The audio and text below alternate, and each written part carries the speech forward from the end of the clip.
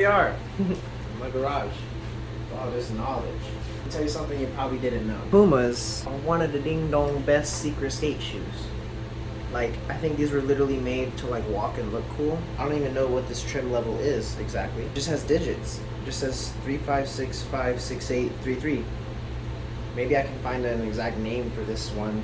These are a few years old, but I feel like most Pumas that are like casual shoes kind of have this kind of cut that are like secret skate shoes. So anyway, these were my going out shoes for like a few years, and then eventually they became the skate shoes, right? So they held up. I used them for like a solid 6 months, and I bought new shoes, so I'm gonna retire them. And I just noticed they barely, actually, I want to point this out, they barely, just barely started having a little slit in the toe hole. I didn't notice that until this morning. But yeah, like daily use for 6 months. It's pretty good for a skate shoe, I feel like. You know?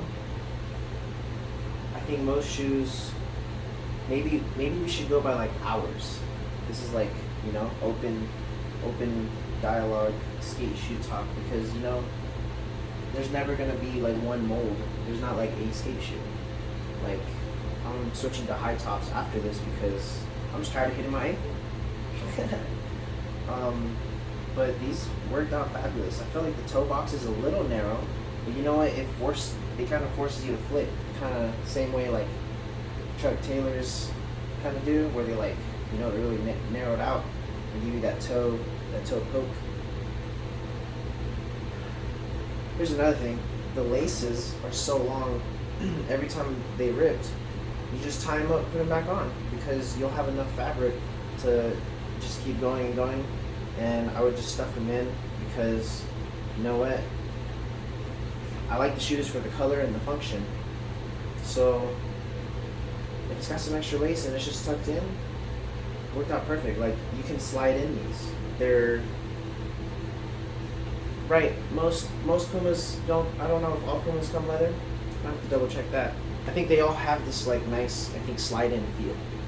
Like, I was able to just tie this perfectly every once in a while and slide in for a few weeks and then retie it when something rips, maybe. You know, honestly, only the bottom end would rip. Like, my switch flips are not there, so only one shoe really would rip. And it's really just one spot, because these weren't even made to skate, but they worked out so well. They worked out so well. You know? I glued them when they were like relatively new. And then, I don't know, put a couple thousand flips into it. And yeah, just kept gooing it anywhere where it would kind of wear down, you know? I feel like that worked out way better than I thought it would. I thought these would trash out. And I thought I would get frustrated. Like, the first time I skated in them, there was like a sweatiness, and it was like, oh, this is lame, can't get. But you know, when you're already there, you're not gonna leave just because you got a little sweaty, right? So I pushed through it. I got comfortable. You know, I tried to let go of those shoes I was wearing prior, because those are gone, right? And you gotta adapt to the spot you're at, much like when you're skating. Like your attire, I feel like, doesn't dictate how well you can skate. It's just like, you know, that's part of your art style, right? Like, it's crazy how some pros will wear skinny jeans and have extreme angle articulation somehow in control, yet somehow they have their own geometric limitations they create. But the same way, like, I'll wear a lot of gear, and that creates weight and other geometric limitations, but it helps me in different ways. In the same way, you can use your footwear to be your different kind of gear. So, right, like, your gear is protecting you from the tape, the environment, the ground, everything. Like, shoot, I'll say, actually, I'll give these a solid 10 out of 10, surprisingly good skate shoe. You know, I've mostly used $20 random shoes throughout the years. When I started, I didn't really have options, and being forced to use this was kind of like the last like not option. And it's beautiful now being able to experiment with different like shoes on purpose, right? As you get older, let's say I'm aiming that you also are making some more funds in your life and can pick what you want to wear, right?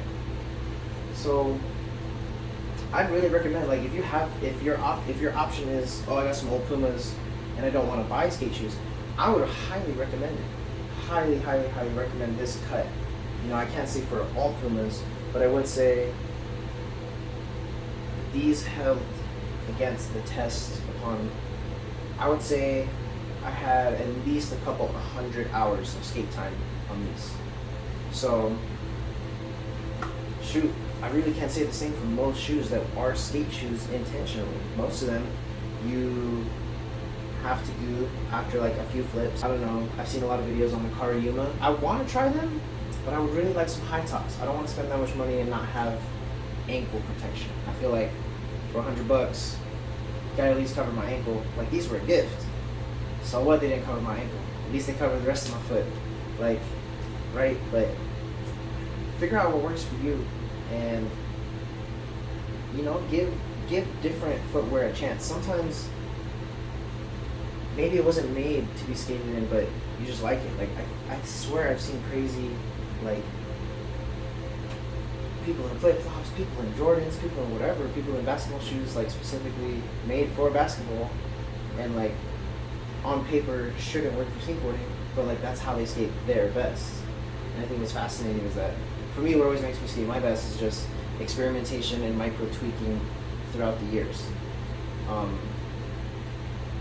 And giving yourself the opportunity to try something different. I think even if you don't like it, it's a benefit because now you know which way to go, and at least you don't want this, so you can veer. You can veer and steer and stay on that path for your ideal setup for every session. Because, right, every session feels like, in my opinion, I kind of treat every day like it's day one. Like, not like you don't know how to do anything, but like, it's not any experience that you had before. It's a new skateboarding experience, and you're just there painting the new line that you haven't done before. Like, you just really, if you think about it, you really can't replicate something like to an exactness. There will be the slight micro shifts down to like the wear and tear on your board when you do one trick. I don't know what percentile you want to use, but let's just say like every trick does like what, 1,000% maybe. And like, right, that's a baseline of like, you only get so many tricks on something until its health meter is dead, which, well, that works into the next video hopefully.